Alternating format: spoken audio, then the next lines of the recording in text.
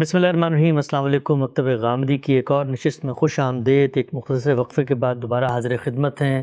اس series میں ہم غامدی صاحب سے ان 23 بنیادی اعتراضات، اشکالات، وہ سوالات جو غامدی صاحب کے نقطہ نظر، ان کے رجحانات پہ کیے جاتے ہیں، ایک ایک کر کے ایک ترتیب سے غامدی صاحب کے سامنے رکھ رہے ہیں اور ان سے جان رہے ہیں کہ ان تمام سوالات اور ان تمام مسائل میں ان کی اپروچ کیا ہے اور ان تمام مشکلوں کو جو ان کے نقطہ نظر پہ پیش آتی ہیں وہ کیسے حل کرتے ہیں۔ ایک دفعہ پھر حاضر خدمت ہے، ہمارے ساتھ موجود ہیں جناب جاوید احمد غامدی صاحب۔ السلام علیکم غامدی صاحب۔ وعلیکم السلام۔ غامدی صاحب بہت شکریہ آپ کے وقت کا۔ آج ایک نئے اعتراض، ایک نئی الجھن، ایک نئے اشکال کے ساتھ دوبارہ حاضر خدمت ہیں۔ سوال پر آنے سے پہلے میں چاہوں گا کہ اس اشکال کا مختصر تعارف کرا دوں اور ایک جو خلاصہ ہے ہماری امت کے اندر رائج نقطہ نظر ہے وہ بھی آپ کے سامنے رکھ دوں۔ غنا اور موسیقی ایک نیا اعتراض ہے جو غامدی صاحب کے افکار پر پیش کیا جاتا ہے۔ اس نقطہ نظر پہ پوری امت کا نقطہ نظر ایک طرف ہے اور کہا جاتا ہے کہ غامدی صاحب نے ایک بالکل مختلف، منفرد اور علیحدہ نقطہ نظر اپنا لیا ہے۔ وہ نقطہ نظر کیا ہے؟ وہ نقطہ نظر یہ ہے کہ قرآن مجید کی سورہ لقمان میں لہو الحدیث کے الفاظ ہوں، سورہ نجم کے اندر سامدون کی تعبیر ہو، سورہ بنی اسرائیل میں صوت الشیطان کی تعبیر ہو، یا پھر سورہ فرقان کے اندر لا یشہدون الزور کے الفاظ ہوں۔ صحابہ اکرام میں سے جلیل القدر صحابہ اکرام عبداللہ بن عباس، جابر بن عبداللہ، اسی طرح عبداللہ بن مسعود، بے تحاشا تابعین جیسے حسن بصری، اکرمہ، اسی طریقے سے سعید بن جبیر، ان سب کا نقطہ نظر یہ ہے کہ ان سے مراد موسیقی اور غنا ہے، اور قرآن مجید کے یہ واضح اشارات ان کی حرمت کی بات کرتے ہیں۔ حدیث کا ایک بہت بڑا ذخیرہ ہے جس میں رسول اللہ صلی اللہ علیہ وسلم سے منسوب صحیح روایات بخاری اور مسلم تک میں نقل ہوئی ہیں جن میں نام لے کے موسیقی کی حرمت کا ذکر کیا گیا ہے۔ ہم اگر اپنی امت کی علمی تاریخ پر نظر دوڑائیں تو فقہ کا سارا ذخیرہ بھی یہی بات کہتا ہے کہ ان الملاہی کلھا حرام، تمام کی تمام موسیقی اور غنا کی چیزیں، آلات حرام ہیں۔ یہاں تک لکھا ہے فقہا نے کہ اگر چھڑی سے بھی کوئی ساز بجا کے گایا جاتا ہے تو وہ بھی حرام ہے۔ یہ اقتباس میں نے پیش کیا فقہ حنفی کی معرفت الآراء کتاب ہدایہ سے۔ یہ سارے چیزیں ہیں۔ غامدی صاحب آغاز کرتے ہیں۔ میں نے بہت سارے اشکالات، اعتراضات آپ کے سامنے رکھے۔ اس اعتراض پہ گفتگو سے پہلے میں ایک عام بندہ مومن کا ذہن آپ سے شیئر کرنا چاہتا ہوں۔ لوگ یہ سمجھتے ہیں کہ باقی چیزوں میں غامدی صاحب نے اختلاف کیا، علمی اختلاف ہے، فکری اختلاف ہے، تحقیقی اختلاف ہے۔ یہ وہ مسئلہ ہے جس میں پوری امت کا مشرق سے لے کے مغرب تک اجماع ہے، رسول اللہ صلی اللہ علیہ وسلم کی صراحت ہے، قرآن کے ارشادات ہیں، صحابہ کا فہم ہے، پوری امت کا اجماعی تعامل اس کے پیچھے کھڑا ہے۔ حرام چیز تھی۔ رسالت مآب صلی اللہ علیہ وسلم، آپ کے صحابہ میں سے کسی نے کبھی پوری زندگی ڈھول، طبلہ، سارنگی، سدار، مزمار، بانسری، گٹار، اس طرح کی کسی چیز کو نہ صرف اپنایا نہیں بلکہ اس تہذیب اور اس سے پیدا ہونے والے مسائل پر اپنے نقطہ نظر کا اظہار بھی کیا۔ میں جاننا یہ چاہتا ہوں آغاز میں کہ اس مسئلے میں آپ داخل کیوں ہوئے، کیوں اختلاف پیدا کیا، وہ آپ کا فکری سفر کیا ہے جس کے نتیجے میں موسیقی آپ کے نزدیک حلال ہو جاتی ہے؟ میں اس سے پہلے حلال و حرام کے موضوع پر گفتگو کر چکا ہوں۔ یہ آپ کے علم میں ہے کہ ہماری اسی سیریز میں، اسی سلسلہ اعتراضات میں ایک موضوع حلال و حرام کا بھی آیا ہے اور اس پر ہم نے ہر لحاظ سے گفتگو کی ہے۔ میں اس کا خلاصہ آپ کے سامنے عرض کر دیتا ہوں۔ اس سے آپ یہ اندازہ کر لیں گے کہ اس سارے مسئلے میں میرے سوچنے کا انداز کیا ہے۔ ٹھیک۔ اور میں اگر کسی معاملے میں کوئی جزوی اختلاف کر رہا ہوں تو اس کی وجہ کیا بنی۔ میں نے یہ عرض کیا تھا کہ ہمارے دین کے مشمولات کا، اس کے کانٹینٹ کا، اس کے محتویات کا اگر آپ جائزہ لیں تو آپ یہ دیکھیں گے کہ اس میں ایک تو عبادات ہیں جن کو ہم مراسم عبودیت کہتے ہیں، جیسے ہماری نماز ہے، جیسے روزہ ہے، جیسے حج و عمرہ ہے۔ دوسری چیز کیا ہے؟ تطہیر بدن کے احکام، یعنی ہمیں بتایا گیا ہے کہ اللہ تعالیٰ چونکہ یہ پسند کرتے ہیں کہ ہم اپنا تزکیہ کریں، اپنے آپ کو پاکیزہ بنائیں۔ اس پاکیزگی کی ابتدا بدن کی پاکیزگی سے ہوتی ہے، اور ہمارے دین میں بہت سے احکام اسی چیز کو سامنے رکھ کر دیے گئے ہیں۔ ٹھیک۔ اس میں ظاہر ہے کہ کسی حلال حرام کا کوئی سوال نہیں، بالکل اسی طریقے سے جیسے عبادات میں کسی حلت و حرمت کا کوئی سوال نہیں ہے۔ حلت و حرمت کی بحث دین کے محتویات میں دو ابواب سے متعلق ہوتی ہے، ایک کھانے پینے کی چیزیں، دوسرے اخلاقیات۔ ٹھیک۔ کھانے پینے کی چیزوں کے معاملے میں اللہ تعالیٰ نے یہ اصول بیان کر دیا ہے کہ تمام طیبات حلال ہیں اور تمام خبائث حرام ہیں۔ درست۔ یعنی یہ اصول بیان کر دینے کے بعد پھر یہ بتایا ہے کہ ان کا اطلاق کن چیزوں پر ہوتا ہے۔ اور اس میں خاص طور پر وہ چیزیں موضوع بحث بنی ہیں جن سے متعلق کوئی اشتباہ ہو سکتا تھا، کوئی بحث ہو سکتی تھی، لوگ اختلاف کر سکتے تھے۔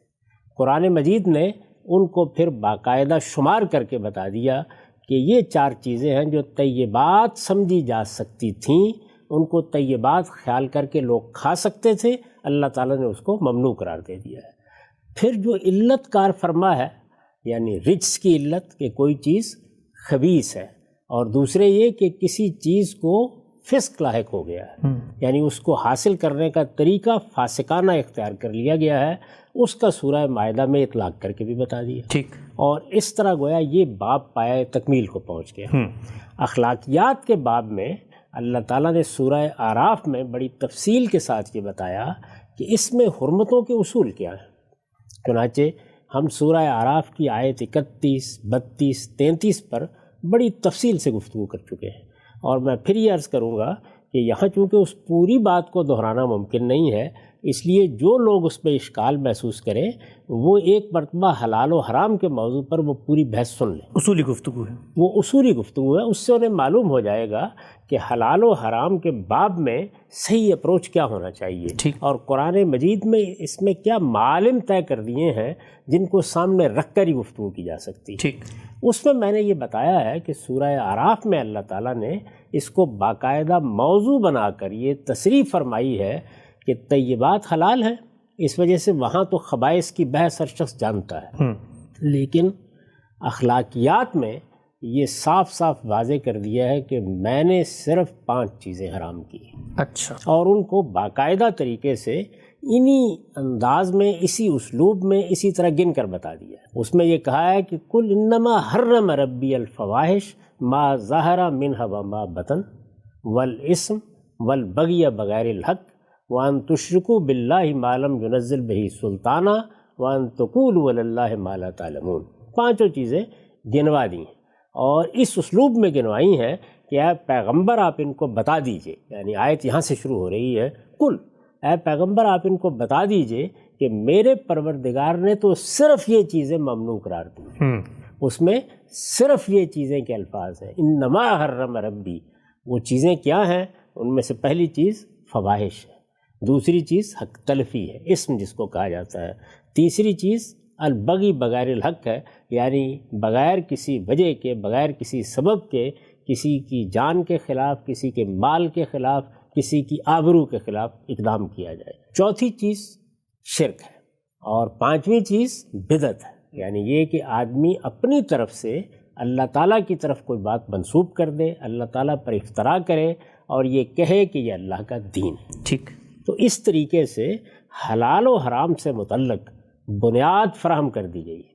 یہ قرآن مجید نے پہلا معاملہ کیا ہے۔ یہ سمجھ لینا چاہیے کہ قرآن جب اللہ کی کتاب کی حیثیت سے اپنے وجود پر استدلال کرتا ہے، یعنی جب وہ یہ کہتا ہے کہ وہ کیا معیارات ہیں جن پر تم پرکھ کر دیکھ سکتے ہو کہ یہ کتاب اللہ کی طرف سے آئی ہے، تو اس میں بہت سی چیزیں بیان کرتا ہے۔ ایک بڑی چیز اس میں یہ بیان کرتا ہے کہ لو کان من عند غیر اللہ لوجدوا فی اختلافا کثیرا، اگر یہ اللہ کی کتاب نہ ہوتی یا اللہ کی طرف سے نازل نہ ہوتی تو تم اس میں تضادات دیکھتے، تناقضات دیکھتے، اس کے اندر فکر و خیال کی یہ ہم آہنگی نہ ہوتی جو اب تم دیکھتے ہو۔ یعنی یہاں ایسے نہ ہوتا کہ جیسے ایک بیج ہے، تخم ریزی کر دی گئی ہے، اس سے ایک کونپل نکلی ہے، اس سے تنا آگے بڑھا ہے، اس سے پھر آہستہ آہستہ برگ و بار آنا شروع ہوئے ہیں، یہ طریقہ نہ ہوتا، اور تم اس پورے دین کو اس کی جامعیت کے ساتھ ایک ایک چیز کو آپس میں ربط پیدا کیے ہوئے نہ دیکھتے۔ ٹھیک، یہ خود قرآن نے معیار بتایا ہے۔ اب ظاہر ہے کہ جب وہ ایک مقام پر یہ بتا دیتا ہے کہ حلت و حرمت کی بنیادیں یہ ہیں، تو پھر جہاں کہیں کوئی دوسری چیز زیر بحث آئے گی اسی معیار پر اور اسی اصول پر دیکھی جائے گی۔ اچھا، یعنی یہ پہلی بات ہے، اسی کو میں نے واضح کیا تھا اس موقع کے اوپر۔ یہاں خلاصہ ہی کر سکتا تھا میں، کیونکہ نئی بحث شروع ہو رہی ہے۔ میں پھر عرض کروں گا کہ وہ لوگ جو اس پوری بات کو اصول کی حیثیت سے سمجھنا چاہتے ہیں، وہ اسی سیریز میں حلال و حرام کے موضوع پر جو گفتگو کی گئی ہے اس کو دوبارہ سنیں۔ ٹھیک، یعنی اس موضوع پر میرے نقطہ نظر کو سمجھنے سے پہلے ایک مرتبہ دوبارہ سن لیں تاکہ انہیں معلوم ہو جائے کہ میں کہاں سے اپروچ کرتا ہوں۔ یہ بنیادی بات واضح ہوئی۔ اب اس بنیادی بات کے واضح ہو جانے کے بعد جہاں کہیں بھی کوئی حرمت بیان ہوگی، جہاں کہیں بھی کسی چیز سے کو ممنوع قرار دیا جائے گا، جہاں کسی چیز سے روکا جائے گا، وہاں انہی بنیادی چیزوں کو سامنے رکھ کر ہم ان کو سمجھنے کی صحیح کریں۔ یہ تو قرآن مجید کی ہدایت کا لازمی تقاضا ہے، اس سے مختلف کوئی طریقہ اختیار نہیں کیا جا سکتا۔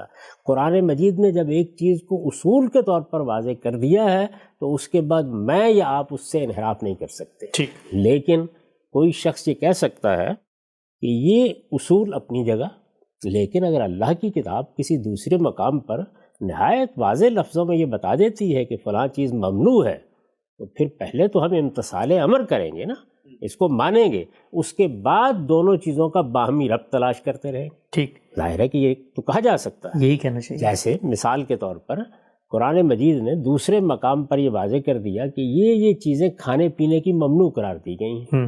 اب اگر کسی شخص کو یہ خیال ہوتا ہے کہ اصول تو یہ تھا کہ طیبات سب کے سب حلال ہیں اور خبائث ممنوع ہیں، یہ جو قرآن مجید نے فلاں مقام پر ایک چیز کو ممنوع قرار دے دیا ہے، یہ تو بظاہر من جملہ طیبات ہے، یہ سوال پیدا ہو سکتا ہے نا۔ اس کا مطلب یہ ہے کہ دونوں بیانات میں، یعنی اصول میں اور اس اصول کے اطلاق میں ایک طرح کا تضاد پیدا ہو گیا۔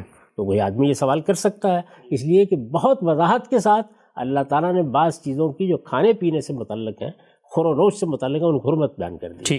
اسی طرح جیسے یہاں حرمت کے اصول بیان کیے گئے ہیں، ایک دوسری جگہ یہ بتایا گیا ہے کہ تمہاری مائیں تمہارے لیے ممنوع ہے کہ ان سے تم نکاح کرو، بہنیں ممنوع ہیں۔ اب کوئی آدمی ان کے باہمی ربط کے بارے میں گفتگو کر سکتا ہے کہ اس ممانعت کی وجہ کیا ہے، آپ بتائیں گے، لیکن چونکہ صراحت سے ایک حرمت بیان کر دی گئی ہے تو امتثال امر کریں گے، اللہ کے حکم کو مانیں گے، اس سے سرے منہ انحراف نہیں کریں گے اور باہمی ربط کو سمجھنے کی صحیح کریں گے۔ اس پر میرا سوال یہ ہے کہ کیا اس طرح کی کوئی چیز قرآن مجید میں نظر آ گئی؟ یعنی جیسے میں نے یہ مثالیں دیں کہ ایک مقام پر اللہ تعالیٰ نے حرمت حلت کے اصول بیان کر دی، یہ بتا دیا کہ حلت و حرمت اگر کہیں کھانے پینے کی چیزوں میں ہوگی تو اصول کیا ہے؟ طیبات حلال ہیں اور خبائث ممنوع۔ اسی طریقے سے تمام اخلاقی حرمتوں کے بارے میں یہ بتا دیا کہ وہ یہ 5 چیزیں ہو سکتی ہیں۔ یہ گویا اصول ہیں حرمت کے۔ اب ان اصولوں کے برخلاف کوئی چیز سامنے آنی چاہیے نا، یعنی ہم جب قرآن مجید کو پڑھیں اور اس میں کسی مقام کے اوپر واضح طریقے پر، جیسے کہ قرآن میں یہ لکھا ہوا ہے کہ تمہارے لیے مردار حرام ہے، یا جس طرح لکھا ہوا ہے کہ خنزیر حرام ہے، یا جس طریقے سے لکھا ہوا ہے کہ دم مسفوح حرام ہے، یا جیسے میں نے دوسری مثالیں دیں، اس طرح کیا موسیقی اور غنا کے بارے میں بھی کہیں کچھ لکھا ہوا ہے؟ یعنی الفاظ میں، لفظوں کے میں آ گیا ہو، یہ کہا گیا ہو کہ یہ ممنوع ہے، یہ کہا گیا ہو کہ یہ حرام ہے، یہ کہا گیا ہو کہ اس کے قریب مت جانا۔ زنا کے بارے میں یہی اسلوب اختیار کیا نا، لا تقربوا الزنا، یعنی حرمت کو بیان کرنے کے لیے یا ممانعت کو بیان کرنے کے لیے جو اسالیب قرآن مجید اختیار کرتا ہے، ان اسالیب میں کسی مقام پر قرآن مجید میں یہ نظر آتا ہے کہ وہاں یہ لکھا ہوا موجود، جیسے شراب کو حرام قرار دیا گیا، جیسے شراب کا معاملہ بھی یہ ہوا کہ وہاں قرآن مجید نے براہ راست گفتگو نہیں کی، بلکہ لوگوں نے پوچھا ہے، لوگوں نے پوچھا تو یہ بتا دیا کہ اس کے بارے میں تو کسی بحث کی ضرورت نہیں ہے، یہ رجس من عمل الشیطان، گندا شیطانی، یعنی شراب کے بارے میں بھی بتا دیا اور جوئے کے بارے میں بھی بتا دیا، صراحت کے ساتھ یہ بات واضح کر دی۔ کیا اس طرح کی کوئی چیز غنا کے بارے میں، موسیقی کے بارے میں قرآن مجید کے ما بین الدفتین ملتی ہے؟ یعنی اگر آپ سورہ فاتحہ سے قرآن مجید کو پڑھنا شروع کریں اور سورہ ناس تک پڑھتے چلے جائیں تو کیا کسی مقام پر ایسی کوئی چیز ہے؟ یہ جتنے حوالے آپ نے دیے ہیں ان میں سے ایک ایک پر ہم گفتگو کریں گے، لیکن کیا ان میں براہ راست غنا کا لفظ استعمال کر کے، موسیقی کا لفظ استعمال کر کے، یا یہ کہہ کر کے ان کے قریب نہ جاؤ، یا یہ کہہ کر کے یہ حرام ہے، یا یہ کہہ کر کے یہ اجتناب کرو، ایسی کوئی آیت کبھی قرآن مجید میں نظر آئی؟ نہیں آئی۔ قرآن مجید میں کوئی مقام ایسا ہے جس کا حوالہ دیا جا سکے؟ نہیں۔ تو پہلی چیز تو یہ ہے کہ جس وقت آپ حرمت اور حلت کا فتویٰ دیتے ہیں کسی چیز کے بارے میں تو اس کو اس صراحت سے بیان ہونا چاہیے۔ یہ بہت اہم نقطہ، یعنی 2 بنیادی چیزیں پیش نظر رکھیے۔ جب اللہ کی کتاب ایک مقام پر حلت و حرمت کے اصول بیان کر دے تو اس کا کوئی دوسرا بیان اس کے منافی نہیں ہونا چاہیے۔ اس کا باہمی ربط واضح کرنا یہ پھر ہر عالم کا کام ہے، وہ بتائے کہ اگر ایک مقام پر اللہ تعالیٰ نے یہ کہا ہے کہ اخلاقی لحاظ سے یہ 5 ہی چیزیں ممنوع ہیں اور دوسری جگہ کوئی چیز اس سے مختلف بیان ہو رہی ہے تو کیا وجہ ہے؟ اگر بیان ہو رہی ہے، یہ میں نے عرض کیا نا کہ یہ سوال ہر جگہ ہوگا، تو پہلی چیز جو حلت و حرمت کے بارے میں گفتگو کرتے ہوئے ہر صاحب علم کو ملحوظ رکھنی چاہیے اور ہر شخص کو پوچھنی چاہیے، وہ یہ ہے کہ اللہ تعالیٰ نے جو اصول بیان کیے ہیں، حلت و حرمت کے لیے جو قاعدہ بیان کر دیا ہے، اس کے خلاف تو نہیں ہے فلاں بات۔ اور دوسری چیز یہ کہ یہ سوال اس وقت پیدا ہوگا جب کسی چیز کو براہ راست علی الاطلاق اسی طرح بیان کیا جائے گا جیسے میں نے مثالیں دی، یعنی حرمت علیکم المیتہ، یا شراب کے بارے میں کہا رجس من عمل الشیطان فاجتنبوہ، یا اسی طریقے سے عورتوں کے بارے میں ایک پوری فہرست بیان کر دی کہ یہ رشتے تمہارے لیے ممنوع قرار دیے گئے۔ کیا قرآن مجید نے اس طرح کا اسلوب کہیں اختیار کیا ہے؟ آخر اللہ کی کتاب ہے نا۔ یہ جو آپ نے تقریر فرمائی کہ یہ آخری درجے کی حرام چیز ہے اور ایک مطلقاً حرام چیز ہے، اس مطلقاً حرام چیز کو بیان کرنے کے لیے قرآن مجید نے یہ صریح اسلوب کہیں اختیار کیا ہے؟ یہ بات کہیں کہی ہے؟ میں پھر عرض کر رہا ہوں کہ جن آیات سے استدلال کیا جاتا ہے وہ بالواسطہ استدلال ہے، انڈائریکٹ۔ اس بالواسطہ استدلال کی حقیقت میں آگے جا کے بیان کروں گا اپنے موقع پر، کیونکہ اس سے پہلے بھی ہم نے یہ طریقہ اختیار کیا ہے کہ پہلے جو صحیح استدلال کے طریقے ہیں ان کی بنیاد پر چیز کو سمجھا جائے، اس کے بعد جو اعتراضات اس پر پیدا ہوتے ہیں ان میں سے ایک کو لے لیں گے۔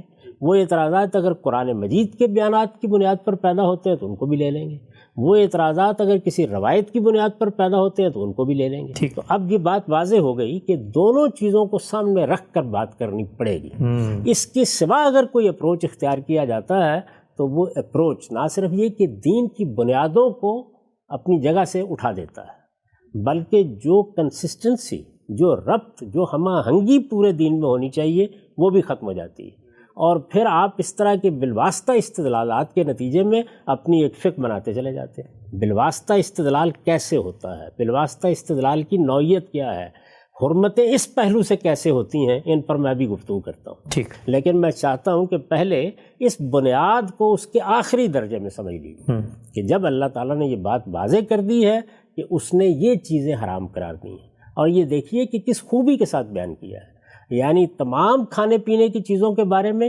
ایک بنیاد، ایک معیار آپ کے سامنے رکھ دیا، طیبات حلال ہیں اور سب خبائث ممنوع ہیں، اور اخلاقیات کے بارے میں یہ بیان کر دیا کہ یہ 5 ہی چیزیں جو ممنوع قرار دی گئی ہیں۔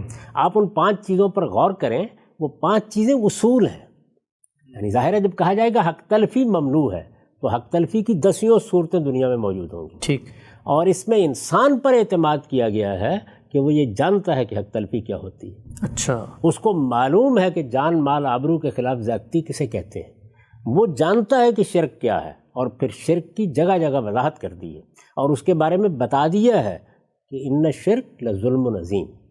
یہ ساری جتنی چیزیں ہیں ان کو سامنے رکھ کر اب آپ یہ بتائیں گے کہ فلاں جگہ پر فلاں حرمت بیان ہوئی ہے اور اس کا باہمی ربط یہ ہے، تاہم اگر وہ اس طریقے سے بیان ہوئی ہو جس طرح کہ میں نے بعض حرمتوں کی مثال دی ہے، تو پھر آپ کا یہ مطالبہ صحیح ہوگا کہ اللہ نے ایک مقام پر ایک بات بیان کر دی ہے، ہم امتثال امر میں اس سے اجتناب کریں گے، لوگوں کو بھی کہیں گے کہ یہ حرام ہے، اس کے بعد اس کا باہمی ربط سمجھتے رہیں گے۔ یہاں دونوں ہی باتیں موجود نہیں، یعنی باہمی ربط کا سوال ہی پیدا نہیں ہوتا، اس لیے کہ اللہ تعالیٰ نے کہیں براہ راست اس کو بیان ہی نہیں کیا، کسی جگہ بھی بیان نہیں کیا، اور جب بیان ہی نہیں کیا ہے تو اس کے بعد ربط کہاں تلاش کرنا ہے؟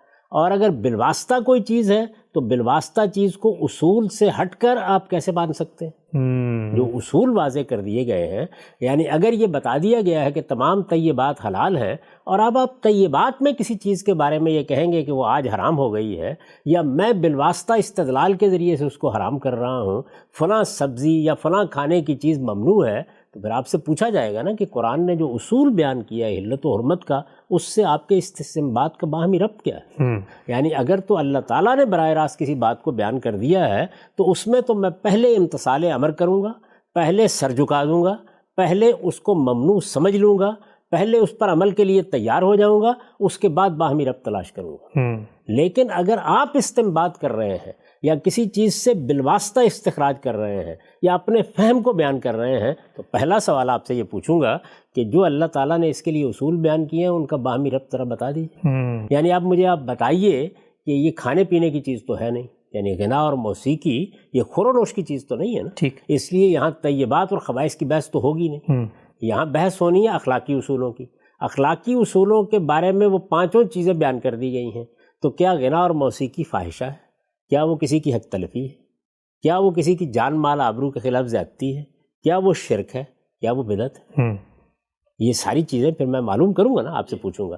تو یہ پہلی بنیادی چیز ہے جو میرے اپروچ میں ہر شخص کو سمجھ لینی چاہیے کہ قرآن مجید اللہ کی کتاب ہے، اپنی حکمت اور اپنے فلسفے کے لحاظ سے وہ اس طرح کسی بات کو بیان کرتی ہے، یعنی وہ اس کے مبادی بیان کرے گی، اس کے اصول بیان کرے گی، ان اصولوں کا اطلاق کر کے پھر کہیں کہیں کوئی فہرست بھی آپ کے سامنے رکھ دے گی، اور پھر اس کے باہمی ربط کے ساتھ یہ بتائے گی کہ اس چیز کو کیوں ممنوع قرار دیا گیا۔ چنانچہ میں اس کی مثال آپ کو دیتا ہوں۔ اللہ تعالیٰ نے جب طیبات سب کے سب حلال ہیں اور خبائث سب حرام ہے یہ کہہ دیا، اور طیبات سمجھی جانے والی بعض چیزوں کے بارے میں اپنا فتویٰ ارشاد فرمایا، سورہ انعام میں یا سورہ بقرہ میں یا سورہ نحل میں، تینوں جگہ بیان ہوا ہے۔ سورہ مائدہ میں تو اس کی پھر اطلاق کی وضاحت کی ہے، تو اس کے ساتھ یہ بیان کر دیا کہ یہ کیوں ممنوع ہے، یعنی ان کا خبث بھی واضح کر دیا، ٹھیک، اور یہ بتا دیا کہ ان میں سے جو پہلی تین چیزیں ہیں یہ رجس ہے، یہ سراسر نجاست ہے، اور آخری چیز کے بارے میں بتا دیا کہ اس میں خود اس گوشت کو حاصل کرنے والا فسق کا ارتکاب کر رہا ہے، اللہ کی نافرمانی کا ارتکاب کر رہا ہے، اس لیے یہ ممنوع ہو گیا ہے۔ تو دیکھیے اس طرح سے قرآن مجید اپنے فلسفہ و حکمت کو، اپنے مبادی کو، اپنے اصول کو سامنے رکھ کر چیزوں پر اس کا اطلاق کرتا ہے۔ ٹھیک، تو میں نے یہ عرض کیا کہ قرآن مجید میں آپ شروع سے لے کے آخر تک اس کو پڑھ جائیے، کسی مقام پر آپ کو غنا اور موسیقی کی حرمت کے بارے میں ایک لفظ بھی براہ راست نہیں ملے گا۔ یعنی براہ راست کا میں نے آپ کو ایک تصور بتایا کہ قرآن مجید کیسے بیان کرتا ہے۔ وہ یہ کہے حرمت علیکم المیتہ، تو ظاہر ہے کہ اس میں الفاظ ہوں گے، اس میں بتایا جائے گا۔ وہ یہ کہے گا اس چیز سے اجتناب کرو، اس طرح بیان کر دے گا۔ وہ یہ کہے گا اس چیز کے قریب نہ جاؤ، اس طرح بیان کر دے گا۔ وہ یہ بیان کرے گا اور اس کے بعد کہے گا کہ انہ کان فاحشۃ و مقتا وساء سبیلا، اطلاق کر دے گا، اس کا اطلاق کر کے بتا دے گا۔ تو وہ اس طریقے سے پہلے کسی چیز کو بیان کرے گا، اس کے بعد یہ بتائے گا کہ اس کی حقیقت کیا ہے، پھر یہ بتائے گا کہ اس حقیقت کی بنا پر یہ کیوں حرام ہے اور یہ کیوں حلال ہے۔ اور ہمیں قرآن مجید میں سخت تنبیہ کی گئی ہے کہ نہ اپنی طرف سے کسی شخص کو حلت کے فتوے دینے چاہیے ان چیزوں کے بارے میں جن کی حرمت اللہ کے ہاں طے ہے، اور نہ اپنی طرف سے حرمت کے فتوے دینے چاہیے ان چیزوں کے بارے میں جن کی حلت اللہ کے ہاں طے ہے۔ ٹھیک، تو ظاہر ہے کہ جب صورتحال یہ ہے تو اب میرا یا آپ کا استنباط، میرا یا آپ کا استخراج کسی بڑے سے بڑے صاحب علم کی رائے بھی یہ حیثیت نہیں رکھتی کہ قرآن مجید کے ان اصول کے سامنے اس پر اصرار کیا ہے۔ ہم سب یہ